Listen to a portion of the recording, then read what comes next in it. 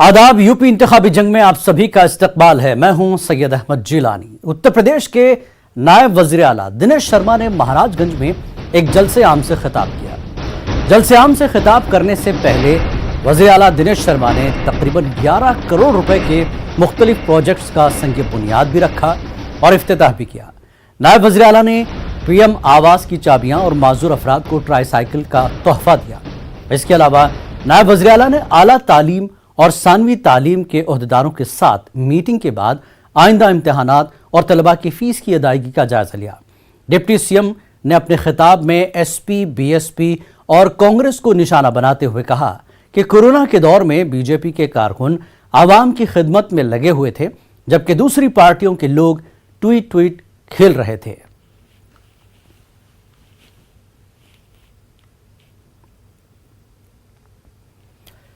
नायब वज़ीर आला डॉक्टर दिनेश शर्मा ने गोरखपुर में मुनक्कदा एक वर्कशॉप में शिरकत की। रियासत के दर्जे फहरिस्त तबके के अफराद भी इसमें मौजूद थे।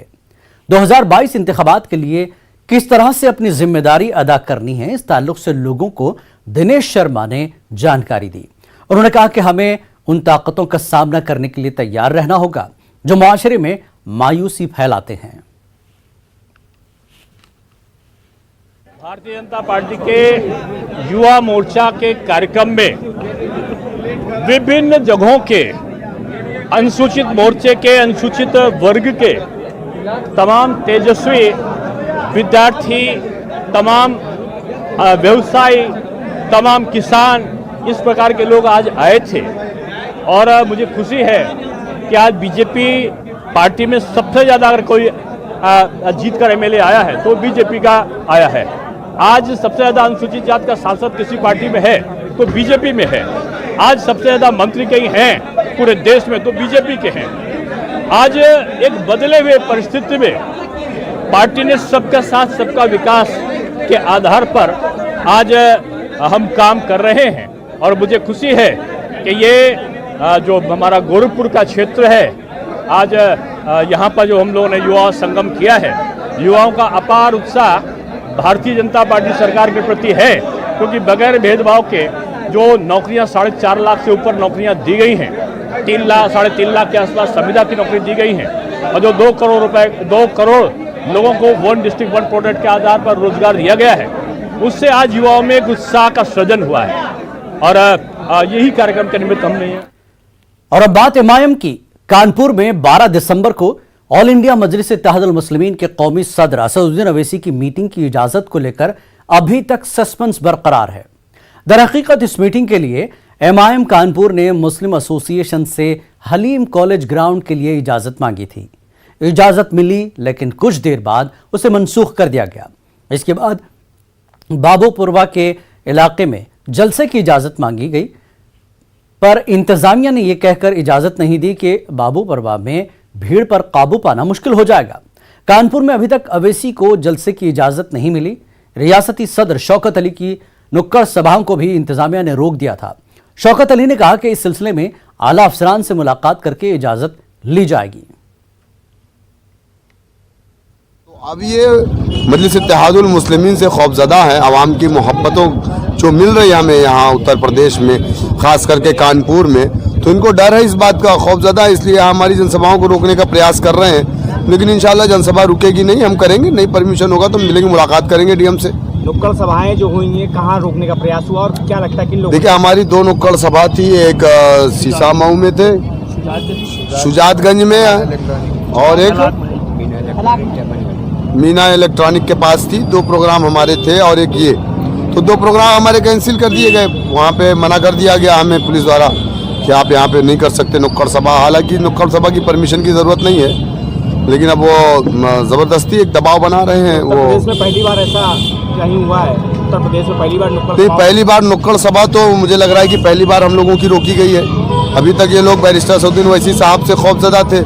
अब मुझे लग रहा है कि हमारे कानपुर की टीम से भी ये लोग खौफजदा हो चुके हैं। यूपी बीजेपी के तर्जुमान और काबीनी वजीर सिद्धार्थनाथ सिंह ने राहुल गांधी के उस ट्वीट पर जवाबी हमला किया है जिसमें राहुल ने किसानों को अजीम और सत्याग्रही बताया। उन्होंने कहा कि राहुल गांधी क्या है समझ नहीं आ रहा है, क्योंकि कभी राहुल गांधी मौलवी बन जाते हैं, कभी जनुधारी बन जाते हैं और कभी वो किसान बन जाते हैं। यही नहीं, कभी राहुल गांधी चीन और पाकिस्तान के सफीर भी बन जाते हैं। सिद्धार्थनाथ सिंह ने कहा कि कांग्रेस वाले कह रहे हैं कि कुछ न बनो, पार्टी छोड़ो और हमें अपने हाल पर छोड़ दो। उन्होंने कहा कि प्रियंका गांधी यूपी इंतखाबात में भगवा के पीछे भाग रही हैं, लेकिन फिर भी अगर कांग्रेस जाफरानी रंग के खिलाफ है तो वो रंग को अपना सकती है। अब राहुल गांधी कभी क्या बन जाते हैं ये हमें भी नहीं समझ आता। कभी तो वो मौलवी बन जाते हैं, कभी तो वो जनूधारी बन जाते हैं, और कभी वो किसान बन जाते हैं, कभी तो वो जो है फॉरेन कंट्रीज के दूत बन जाते हैं, चाहे वो चाइना का हो या पाकिस्तान का हो।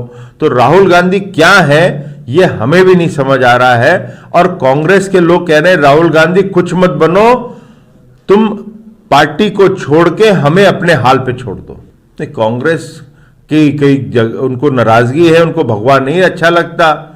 तो जो प्रियंका वाड्रा घूम रही हैं भगवा अपना चोला पहनने में वो लगी हुई हैं पूरे उत्तर प्रदेश के चुनाव में, तो वो भगवे को जो भी रंग करना चाहे, हरा करना चाहती है कांग्रेस तो हरा कर ले, हमने क्या आपत्ति, आप खुद कर लो, तो हमें कोई आपत्ति नहीं।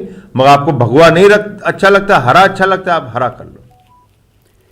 तीनों ज़राई क़वानीन की वापसी के बाद, एमएसपी पर गारंटी और दीगर 4 मुतालबात पर मरकजी हुकूमत की यकीन दहानी के बाद संयुक्त किसान मोर्चे के धरना खत्म करने के फैसले की राष्ट्रीय लोक दल ने हिमायत की है, लेकिन वादे पर अमल न करने की सूरत में बीजेपी को इंतबा किया है और हर सूरत में किसानों के साथ खड़े रहने का आज़म जाहिर किया। लोकदल का समर्थन किसानों के साथ है, हमेशा किसानों के साथ रहेगा। उन्होंने वापस ले लिया, उसका स्वागत है, क्योंकि बहुत लंबी लड़ाई लड़ी, कामयाबी मिली और सरकार को झुकना पड़ा और किसानों की जीत हुई। हम उस आश्वासन पे तो यकीन, बीजेपी का जो आश्वासन है उस पर हम यकीन नहीं करते हैं, लेकिन हमारे माननीय अध्यक्ष जी राष्ट्रीय लोकदल के माननीय जयंत चौधरी जी ने जो आश्वासन दिया है किसानों के लिए लड़ाई लड़ने का, उसके हिसाब से लड़ाई लड़ेंगे। 3 कानून बनाए गए कृषि संबंधी, उनकी कोई आवश्यकता नहीं थी, इसको महसूस करा दिया सरकार को, वो मानी और उसको कानून को समाप्त किया। अब उनकी एमएसपी की लड़ाई है कि इसको कानूनी जमा पहनाया जाए। उस पर जो भी हैं किसान आज भी उस पर अड़े हुए हैं और आंदोलन तो इतना लंबा चला, उनकी विजय हुई है। इसके समाप्त होने पर उसको तो कोई लाभ नहीं मिलने जा रहा है, क्योंकि 1 साल लगा दिया, बड़ा विलंब कर दिया। और वो पीड़ा वो समझ रहे हैं जिनके घर का सदस्य मरा, क्या वो भूलता है अपने को? तो यूपी असेंबली इंतखाबात में शिवसेना ने भी 100 सीटों से इलेक्शन लड़ने की तैयारी कर ली है। कानपुर में शिवसेना के 2 उम्मीदवार इस इंतखाबी मैदान में वुज़रा के खिलाफ इंतखाब लड़ रहे हैं। ये बात शिवसेना के रियासती सरबराह ठाकुर अनिल सिंह ने प्रेस क्लब में एक प्रेस कॉन्फ्रेंस में कही। उन्होंने कहा कि उत्तर प्रदेश हुकूमत अमन अमान के मामले में पूरी तरह नाकाम हो चुकी है। भारतीय जनता पार्टी की हुकूमत औरंगजेब की हुकूमत है। जितने मंदिर उस हुकूमत में गिराए गए उतने मुगल हुकूमत में नहीं गिराए गए। आगामी विधानसभा चुनाव को लेकर आज यहां बैठक की गई है कानपुर में। कानपुर में 2 मंत्री हैं और दोनों मंत्रियों के खिलाफ शिवसेना के 2 प्रत्याशी हम उतारेंगे। उत्तर प्रदेश के पूरे कैबिनेट मंत्रियों के खिलाफ हम सारे शिवसैनिकों को लड़ाने की पूरी रणनीति तैयार हो गई है और 100 सीटों पर उत्तर प्रदेश में हम लड़ने वाले हैं। जिस प्रकार प्रखर राष्ट्रवाद और कट्टर हिंदुत्ववाद पर महाराष्ट्र में हमारी सरकार चल रही है, उसी मिनिमम प्रोग्राम पर उत्तर प्रदेश में भी हम व्यवस्था के अंतर्गत जो और अलायंस के साथ में हम लोग उतरने वाले हैं, उनसे गठबंधन की बात चल रही है और बहुत जल्द आपको हम इसकी सूचना देंगे। आइंदा यूपी असेंबली इंतखाबात के पेश नज़र जिला और गांव सतह पर पार्टी को मजबूत करने के लिए सियासी जमातों की सरगर्मियां तेज हो गई हैं। इन्हें तैयारियों के सिलसिले में मेरठ में आरएलडी जिला और शहर में यूनिटों की रिश्तों का सिलसिला भी तेज हो गया है। जिले में, गांव और शहर में बूथ सतह पर पार्टी को मजबूत करने के लिए पार्टी कैडर को जिम्मेदारी सौंपने के लिए मकामी सतह पर राष्ट्रीय लोकदल एग्जीक्यूटिव कमेटी मीटिंग का इनेकाद किया गया, जिसमें मकामी पार्टी लीडरान और कारकुनान के अलावा कौमी जनरल सेक्रेटरी बाबा हरदेव सिंह ने भी मीटिंग में शिरकत की। जिला कार्यकारिणी हमारे जितने प्रकोष्ठ बने हैं और जो प्रकोष्ठ अभी नहीं बने हैं उन सब की तैयारियों के विषय में चर्चा की। जो हमारे प्रकोष्ठ बने हैं और जिला कार्यकारिणी ये ब्लॉक स्तर और न्याय पंचायत स्तर तक कार्यकारिणी गठित करने का है। न्याय पंचायत ब्लॉक स्तर पर कार्यकारिणी हमारी गठित हो जाएगी तो निश्चित ही यहाँ सब गाँव के हमारे लोग रहेंगे। इसमें पदाधिकारी गाँव के आएंगे तो हर गांव में हमारे काफ़ी संख्या में लोग रहेंगे और पूरे गांव की जिम्मेदारी रहेगी। इसी तरह हमने युवा प्रकोष्ठ का इसकी कार्यकारिणी न्याय पंचायत स्तर तक पहुँचे 10 दिन का समय दिया है और 10 दिन के बाद हम फिर समीक्षा बैठक करेंगे तो हम अपने संगठन को गांव स्तर तक मजबूत कराने का ये प्रयास चल रहा है। अगर हमने न्याय पंचायत स्तर तक मजबूत कर लिया तो गांव हमारा मजबूत हो गया और फिर हमें बूथ तैयार करने में वही गांव के लोग वही बूथ में रहेंगे और गांव में अपनी बातों को पहुंचाना, हमारे 22 संकल्प जो हैं वो लोगों तक पहुंचाना और क्या उनकी परेशानियां हैं उनको समझकर और हम उनकी कितनी मदद में और हम उनके लिए और क्या आश्वासन दे सकते हैं ये हमारा काम रहेगा। तो इलेक्शन कमीशन ऑफ इंडिया की हिदायत पर अलीगढ़ में वोटरों को बेदार करने के लिए जिला इलेक्शन अफसर डीएम सिल्वा कुमार जे की क़यादत में एक मशाल रैली का इनेकाद किया गया। ये मशाल रैली अलीगढ़ में मुख्तलिफ इलाकों से निकाली गई और सभी इलाकों से निकलकर ये रैली जिला स्टेडियम पर जमा हुई। जिला इलेक्शन अफसर ने कहा कि हमारा मकसद यही है कि हम लोगों तक ये पैगाम पहुंचाएं कि इलेक्शन सभी का है और सभी इसमें ताउन करें।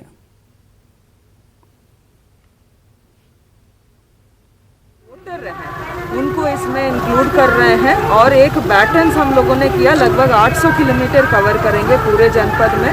30,000 से ज़्यादा लोग इसमें एक्सपेक्ट कर रहे हैं और लोग ज़्यादा होंगे जिसमें दिव्यांग भी होंगे जिन्होंने स्टार्ट भी किया अभी इस रूट में आपने देखा होगा।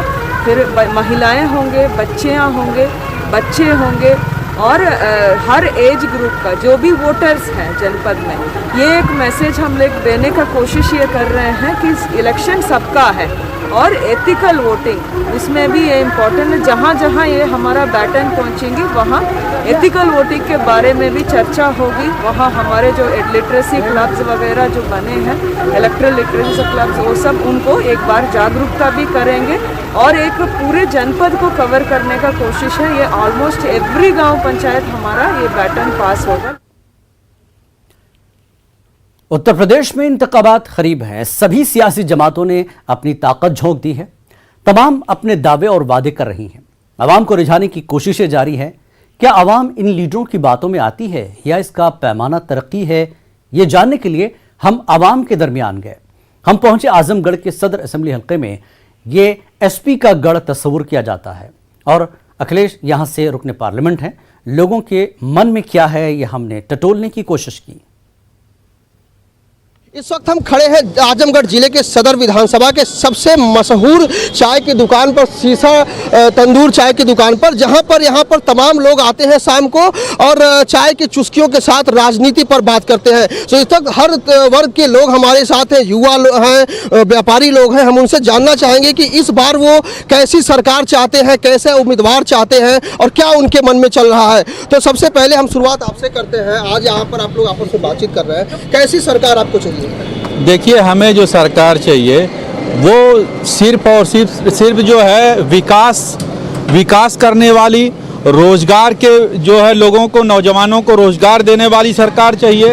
इस तरह की हमें सरकार चाहिए, ना कि जो है इस तरह की सरकार हो कि जो है डकैती खुलेआम चल रही हो, अपहरण खुलेआम चल रहा हो और इस तरह के तमाम ऐसे जो है दबंगई, गुंडई और लोगों के घर गिराए जा रहे हैं। ऐसी सरकार नहीं चाहिए हम लोगों को। भाई साहब ने बोला कि हमें युवाओं को रोजगार देने वाली सरकार चाहिए, बुलडोजर चलाने वाली नहीं। आपका क्या कहना है? जैसे बिल्कुल मैं इस पर कहना चाहता हूँ, ये जो बुलडोजर चला है ये उन माफियाओं पर बुलडोजर चला है, उन दंगाइयों पर बुलडोजर चला है जिन दंगाइयों ने आम जनमानस को जीने नहीं दिया। वो गुंडे खुलेआम माँ बहनों के साथ बलात्कार किया करते थे, लूट खसोट करते थे, किसी भी व्यापारी को व्यापार नहीं करने देते थे, ऐसे दंगाइयों पर जो बुलडोजर चला है निश्चित तौर पर बढ़िया कार्य हुआ है, इसका हम पूर्ण समर्थन करते हैं। और मैं यहाँ यह भी कहना चाहता हूँ, मैं आजमगढ़ का रहने वाला हूँ, यहाँ 40 साल से एक विधायक है, आप रोड देख लीजिए, गलियों का, मोहल्लों का क्या दशा हुई है। मैं चाहता हूँ आपका चैनल इसको देखे एक बार कि जनपद में क्या स्थिति है इस समय। और विकास के नाम पे जो आपके पंचायती राज मंत्री हैं, उनको मैं आपके चैनल के माध्यम से बताना चाह रहा हूं कि सर आप गांव का हाल देखिए। अगर आपको चुनाव जीतना है तो आप बूथ जब मजबूत होगा तब आप चुनाव जीतेंगे। गांव में कोई भी विकास के नाम पे सिर्फ प्रधान लूट रहे हैं और प्रधानों का कोई यहाँ पे मतलब नहीं है। महाप्रधान लेके विधायक लेके सब एकदम भ्रष्टाचार घोटाला यही हो रहा है। माननीय मुख्यमंत्री जी का ये रिकॉर्ड रहा है कि जो भी इस तरह की अराजक घटनाओं को अंजाम देता है, उन्हीं लोगों पर ये बुलडोजर की कार्रवाई भी होती है, जिसको हमारे साथी लोग गलत बताते हैं। तो कैसी सरकार आपको चाहिए? हमको ऐसी सरकार चाहिए जो युवाओं को रोजगार तो दे, ठीक, लेकिन जो रोजगार देने वाले व्यवसायी हों उनको भी सुरक्षा हो। आपके माध्यम से मैं ये बताना चाहूँगा कि सरकार जो भी कर रही है, युवाओं का बिल्कुल ध्यान नहीं है सरकार पर। ना ही सरकार नौकरी दे रही है, टेट का पेपर हो रहा है तो उसका रिजल्ट नहीं आ रहा है, टेट का पेपर आउट हो जा रहा है। इस तरह से सरकार अनदेखी कर रही है। आज के समय में टेट का एग्ज़ाम हुए लगभग 3 महीने हो गए, कोई डिक्लेयर नहीं हुआ है कि नहीं आप रोजगार पाएंगे। केवल चुनावी प्रोपोगंडा होता है कि आप नौकरियां, इतने लड़कों को पास कर दिया गया, 10 लाख लड़के पास हो गए हैं, वो उनका रिजल्ट नहीं आया। 2018 की वैकेंसियां अभी रुकी हुई हैं। तमाम इस तरह की, हम युवा हैं, हमें रोजगार चाहिए। पता चला कोई शिक्षा मित्र था, शिक्षा मित्र का सरकार ने वेतन कम कर दिया तो शिक्षा मित्र ने आत्महत्या कर ली। तो सरकार के पास इस तरह की भी चीज़ों को ध्यान देना चाहिए युवाओं के लिए कि युवा भटकाव ना आए। हर इंसान जो MBA करके ठेला और पकौड़ा नहीं तल सकता है। MBA अगर उसके माँ बाप ने कराया है तो वो एक सामर्थ्यवान बनना चाहता है, वो इस समाज में एक प्रतिष्ठा प्राप्त करना चाहता है, ना कि वो पकौड़े तले। तो सर आप यहाँ पर आए हुए हैं, कैसी सरकार आपको चाहिए? पहले तो आपको पत्रकार बंधु आप बहुत बहुत धन्यवाद देता हूँ। और मैं कहना चाहता हूँ कि पहला जो चीज़ें हैं, शिक्षा, स्वास्थ्य, बिजली, पानी, ये हमारी मूलभूत ज़रूरतें हैं, जिसमें जो इस समय जो सरकार चल रही है, इस समय जो देख रहे हैं बिजली, उसी सरकार की पीछे वाली जो सरकार थी, समाजवादी सरकार, 250 रुपया घरेलू बिल देती थी। जो हॉस्पिटल की बात कर रहे हो, देख लीजिए आज भी लालगंज तरमा जो स्वास्थ्य केंद्र जो हैं, हॉस्पिटल हैं, अभी भी कार्य रुका हुआ, पूरे से तैयार नहीं हुआ है। आप कोरोना काल के आप लोग सभी ने देखा, हमारे माँ बहनें और भाइयों ने जो जीवन काल अपना अंतिम रोडों पर रखकर जो उनकी मृत्यु हुई है, अगर ये अस्पताल चालू रहा होता उनका, जो हमारे आज बाबा जी मुख्यमंत्री हैं, अगर कार्य उसी पे किए होते हैं तो आज ये मौतें हमको अपने भाइयों को नहीं देखना पड़ता। तो ऐसी ये किसान विरोधी नीति और ये बेरोजगार, अब बताइए पढ़ लिख कर लोग ये चाय बेचेंगे, पकौड़ा बेचेंगे, यही पढ़ाई है? इससे बढ़िया तो अनपढ़ ही आदमी हम लोग से अच्छा कमा रहा है। किसानों तो निश्चित तौर पे हम आजमगढ़ के सदर विधानसभा में थे, यहाँ से लोगों से चर्चा किए और उनका मूड जाने। तो निश्चित तौर पे आजमगढ़ में मिला जुला जो है प्रतिक्रिया यहाँ पर देखने को मिला है। अब आने वाला 2022 का चुनाव तय करेगा कि आजमगढ़ की जनता को आखिर उत्तर प्रदेश में कौन पसंद है। अभिषेक उपाध्याय, न्यूज़ 18 आजमगढ़। और वक्त एक ब्रेक का। ब्रेक के बाद यूपी इंतखाबी जंग का सिलसिला जारी रहेगा।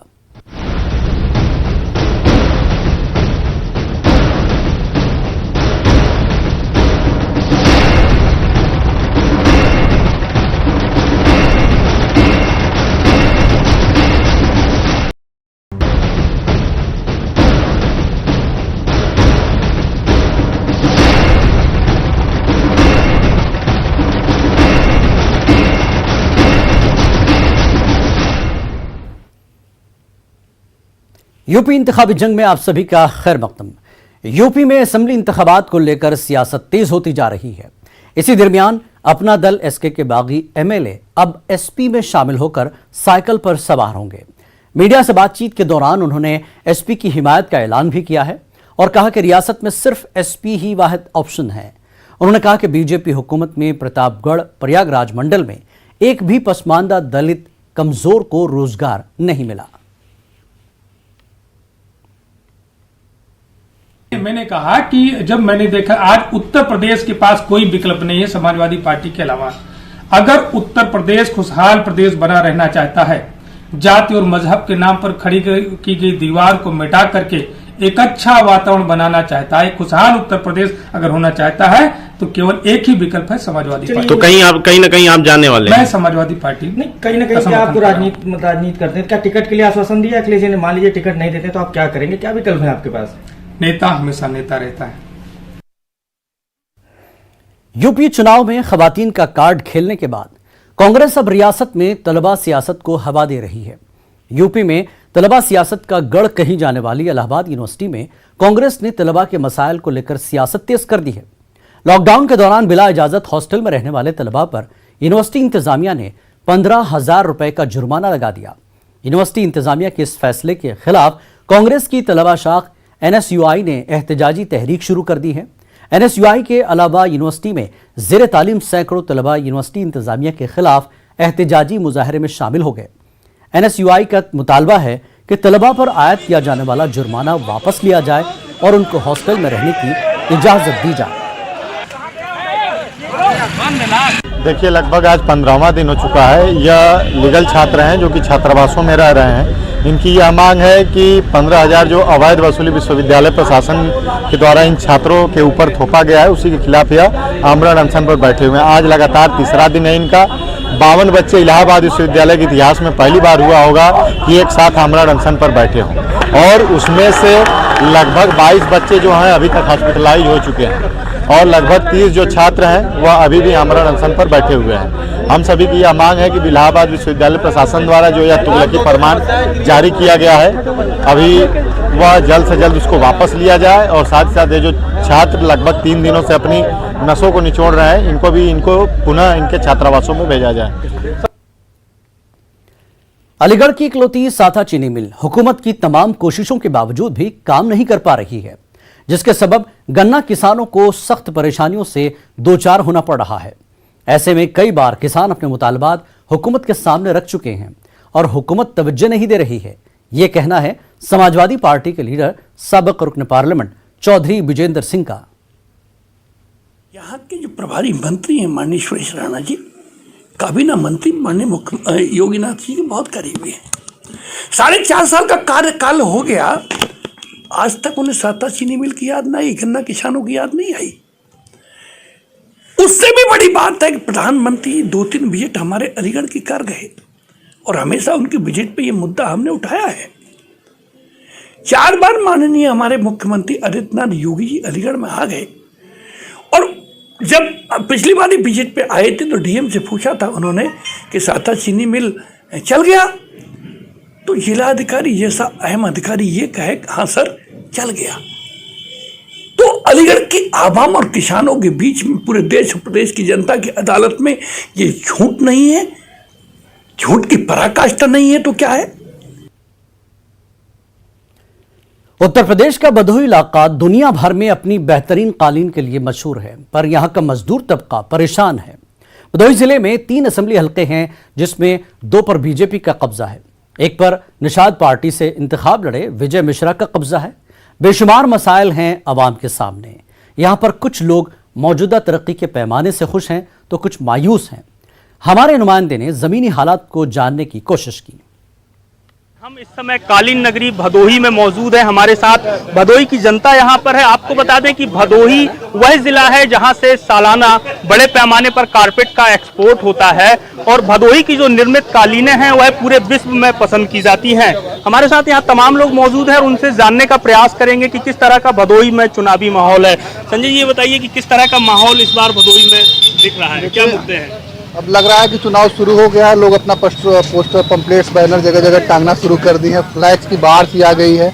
आप किसी भी जो है खंबे को देखेंगे तो वो किसी न किसी प्रत्याशी से भरा पड़ा है। मुद्दे क्या दिख रहे हैं इस बार? देखिए, ये जिला जो है सिर्फ कालीन है यहाँ पे। अब कालीन के अलावा कोई उद्योग नहीं है, तो रोजगार की बड़ी समस्या इस देश में है, और यहाँ भी वो समस्या है, लेकिन कालीन ही उसको पूरा कर सकती है। कालीन की बढ़ोतरी और घटना और बढ़ना है से रोजगार और यहाँ की अर्थव्यवस्था निर्भर करती है। किसकी सरकार बनते दिख रहे हैं आप लोग? अखिलेश। क्यों अखिलेश की? क्योंकि अरे इतनी बहुत बेरोजगारी है और महंगाई इतना ज़्यादा है और लड़के बेरोजगार हो गए हैं। ये नहीं, वैकेंसी नहीं आ रही है। क्या आप लोगों को क्या लग रहा है, किस तरह का माहौल बनते दिख रहा है? यहाँ समाजवादी पार्टी की सरकार बनेगी, अखिलेश यादव मुख्यमंत्री बनेंगे। और भी लोग यहाँ पर हैं, आप लोग क्या चाहते हैं, किस तरह के मुद्दे हैं और क्या माहौल दिख रहा है भदोही में? देखिए, माहौल, आप लोग पत्रकार हैं, इलेक्ट्रॉनिक मीडिया से हैं, आप लोग ज़्यादा ठहरते हैं, हमसे ज़्यादा जानकारी आपको है। इस वक्त सिर्फ एक ही आवाज़ है, अखिलेश जी मुख्यमंत्री बने। जिस तरीके से उन्होंने 2017 से पहले 12 से लेकर 17 तक काम कराया था, उसी तरीके से आज भी काम कराने की जनता की ख्वाहिश है। जैसे आप चले जाइए इसी रोड पर 3 पिलर सिर्फ बनवा पाए हैं 5 साल के सरकार में। और समाजवादी पार्टी, आप चले जाइए 4 लेन देख लीजिए, चाहे आप चलिए दुर्गागंज देख लीजिए 2 लेन, चाहे आप चले जाइए बनारस का देख लीजिए 4 लेन, चाहे फ्लाईओवर देख लीजिए यहाँ इंदिरा मिल का, चाहे आप हॉस्पिटल देख लीजिए।